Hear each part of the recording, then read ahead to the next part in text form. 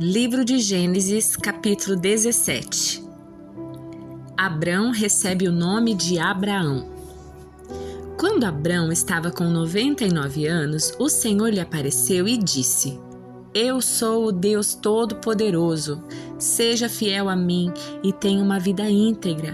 Farei uma aliança com você e lhe darei uma descendência incontável. Ao ouvir essas palavras, Abrão se prostrou com o rosto no chão e Deus lhe disse: Esta é minha aliança com você. Farei de você o pai de numerosas nações. Além disso, mudarei seu nome.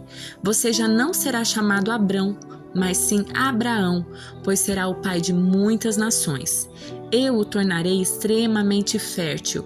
Seus descendentes formarão muitas nações e haverá reis entre eles. Confirmarei a minha aliança com você e seus descendentes de geração em geração. Esta é a aliança sem fim. Serei sempre o seu Deus e o Deus dos seus descendentes. Darei a você e aos seus descendentes toda a terra de Canaã, onde hoje você vive como estrangeiro. Será propriedade deles para sempre, e eu serei o seu Deus. Então, Deus disse a Abraão: É sua responsabilidade permanente e de seus descendentes obedecer aos termos da aliança. Esse é o sinal da aliança que você e seus descendentes devem guardar. Todo indivíduo do sexo masculino entre vocês deve ser circuncidado. Cortem a carne do prepúcio como sinal da aliança entre mim e vocês. Todo menino deve ser circuncidado no 8º dia após o seu nascimento, de geração em geração. Isso se aplica não apenas aos membros da sua família, mas também aos servos nascidos em sua casa, aos servos estrangeiros que você comprou. Quer sejam nascidos em sua casa, quer os tenha comprado, todos devem ser circuncidados. Terão no corpo o sinal da minha aliança sem fim. O indivíduo do sexo masculino que não for circuncidado será excluído do seu povo, pois quebrou a minha aliança. Deus também disse a Abraão: Quanto à sua mulher, não se chamará mais Sarai. De agora em diante, ela se chamará Sara. Eu a abençoarei e por meio dela darei a você um filho. Sim, eu a abençoarei e ela se tornará mãe de muitas nações. Haverá reis de nações entre os seus descendentes. Abraão se prostrou com o rosto no chão e riu consigo. Pensou: Como? Eu aos 100 anos poderia ser pai? E como Sara aos 90 anos teria um filho? Então Abraão disse a Deus: Que Ismael viva sob a tua bênção. Mas Deus respondeu: Na verdade, Sara, sua mulher, lhe dará um filho. Você o chamará Isaque, e eu confirmarei com ele e com seus descendentes para sempre a minha aliança. Quanto a Ismael, também o abençoarei, como você pediu. Eu o tornarei extremamente fértil e multiplicarei seus descendentes. Ele será pai de 12 príncipes, e farei dele uma grande nação. Minha aliança, porém, será confirmada com Isaque, filho que Sara lhe dará por esta época no ano que vem. Quando Deus terminou de falar, retirou-se da presença de Abraão. Naquele mesmo dia, Abraão tomou Ismael, seu filho, e todos os indivíduos do sexo masculino em sua casa, tanto nascidos ali como os comprados, e os circuncidou, removendo o prepúcio como Deus havia ordenado. Abraão tinha 99 anos quando foi circuncidado. Ismael, seu filho, tinha 13 anos. Ambos foram circuncidados naquele mesmo dia, junto com todos os outros homens e meninos da casa, tanto os nascidos ali como os comprados. Todos foram circuncidados com Abraão. Capítulo 18. A promessa de um filho para Sara. O Senhor apareceu novamente a Abraão junto ao bosque de carvalhos que pertencia a Mamre. Abraão estava sentado à entrada da sua tenda na hora mais quente do dia. Olhando para fora, viu 3 homens em pé, próximos à tenda.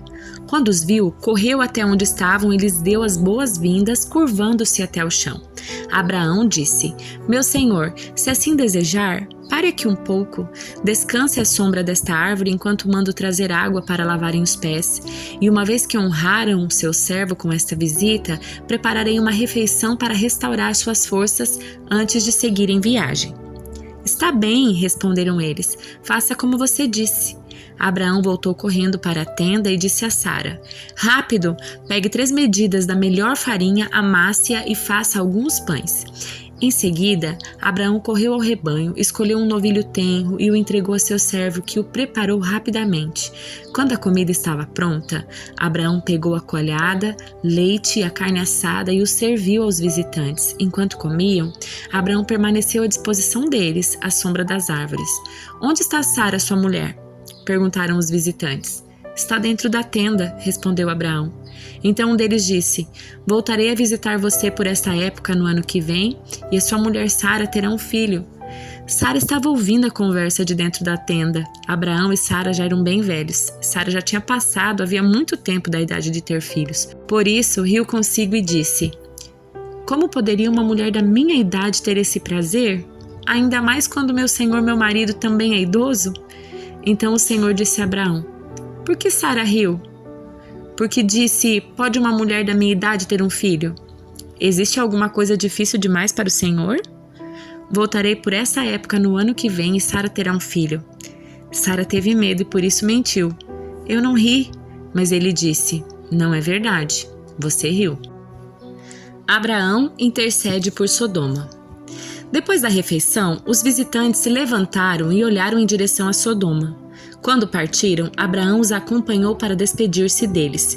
Então o Senhor disse: "Devo esconder meu plano de Abraão? Afinal, Abraão certamente se tornará uma grande e poderosa nação, e todas as nações da terra serão abençoadas por meio dele. Eu o escolhi para que ordene a seus filhos e as famílias deles que guardem o caminho do Senhor, praticando o que é certo e justo. Então farei por Abraão tudo o que prometi." Portanto, o Senhor disse a Abraão: "Ouvi um grande clamor vindo de Sodoma e Gomorra, porque o pecado dessas duas cidades é extremamente grave. Descerei para investigar se seus atos são de fato tão perversos quanto tenho ouvido. Se não forem, quero saber." Os outros visitantes partiram para Sodoma, mas Abraão permaneceu diante do Senhor.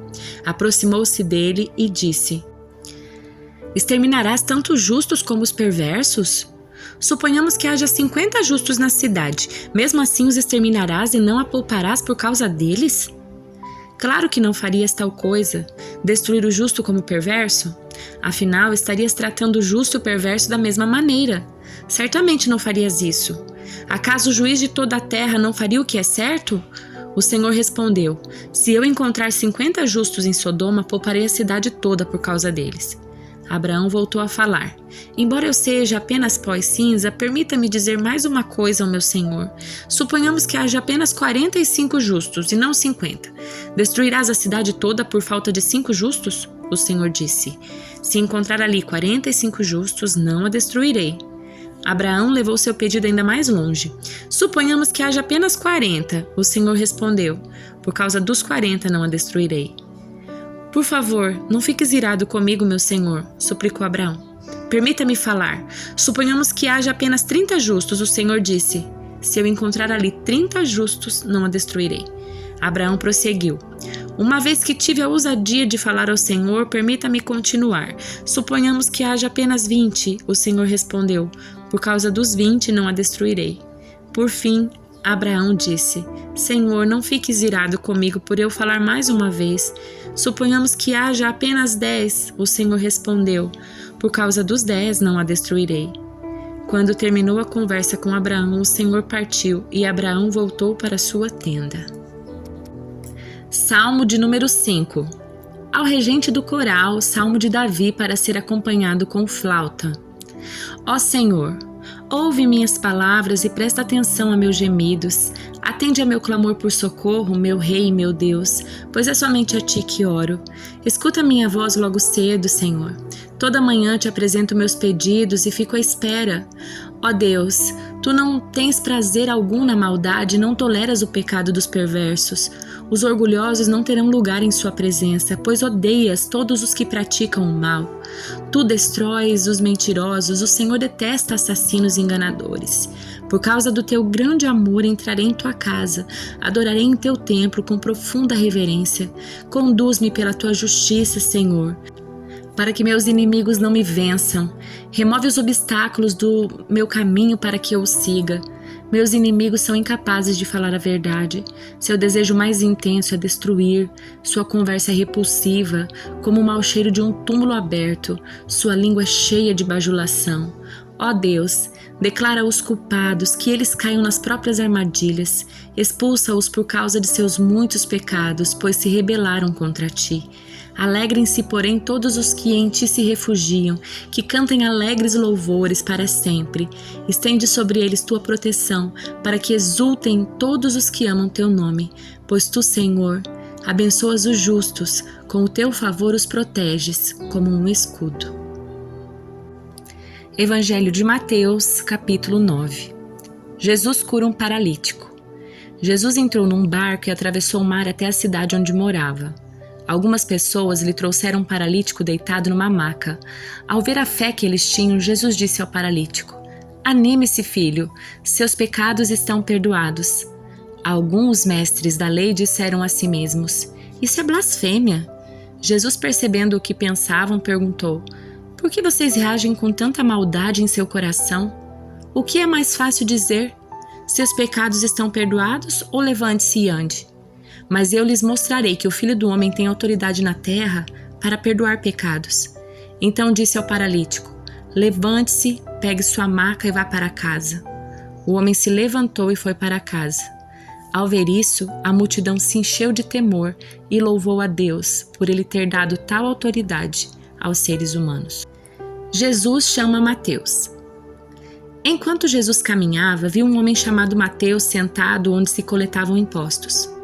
Siga-me, disse-lhe Jesus, e Mateus se levantou e o seguiu. Mais tarde, na casa de Mateus, Jesus e seus discípulos estavam à mesa acompanhados de um grande número de cobradores de impostos e pecadores. Quando os fariseus viram isso, perguntaram aos discípulos: Por que o seu mestre come com cobradores de impostos e pecadores? Jesus ouviu o que disseram e respondeu: As pessoas saudáveis não precisam de médico, mas sim os doentes. E acrescentou: Agora vão e aprendam o significado dessa passagem das Escrituras. Quero que demonstrem misericórdia e não quero que ofereçam sacrifícios, pois eu não vim para chamar os justos, mas sim os pecadores. Discussão sobre o jejum. Os discípulos de João Batista foram a Jesus e lhe perguntaram: Por que seus discípulos não têm o hábito de jejuar como nós e os fariseus? Jesus respondeu: Por acaso os convidados de um casamento ficam de luto enquanto festejam com o noivo? Um dia, porém, o noivo lhe será tirado e então jejuarão. Além disso, ninguém remendaria uma roupa velha usando pano novo. O pano rasgaria a roupa, deixando um buraco ainda maior. Ninguém colocaria vinho novo em velhos recipientes de couro. O couro se arrebentaria, deixando vazar o vinho. E os recipientes velhos se estragariam. Vinho novo é guardado em recipientes novos, para que ambos se conservem. Enquanto Jesus ainda falava, o líder da sinagoga local veio e ajoelhou-se diante dele. Minha filha acaba de morrer, disse. Mas se o Senhor vier e puser as mãos sobre ela, ela viverá. Então Jesus e seus discípulos se levantaram e foram com ele. Nesse instante, uma mulher que havia 12 anos sofria de hemorragia se aproximou por trás dele e tocou na borda do seu manto, pois pensava: se eu apenas tocar em seu manto, serei curada. Jesus voltou e, quando a viu, disse: Filha, anime-se, sua fé a curou. A partir daquele momento, a mulher ficou curada. Quando Jesus chegou à casa do líder da sinagoga, viu a multidão agitada e ouvia a música fúnebre. Saiam daqui, disse ele. A menina não está morta, está apenas dormindo. Os que estavam ali riram dele. Depois que a multidão foi colocada para fora, Jesus entrou e tomou a menina pela mão. Ela se levantou. A notícia desse milagre se espalhou por toda a região. Depois que Jesus saiu dali, 2 cegos foram atrás dele gritando: Filho de Davi, tenha misericórdia de nós. Quando Jesus entrou em casa, os cegos se aproximaram e ele lhes perguntou: Vocês creem que eu posso fazê-los ver? Sim, Senhor, responderam eles. Ele tocou nos olhos dos 2 e disse: Seja feito conforme a sua fé.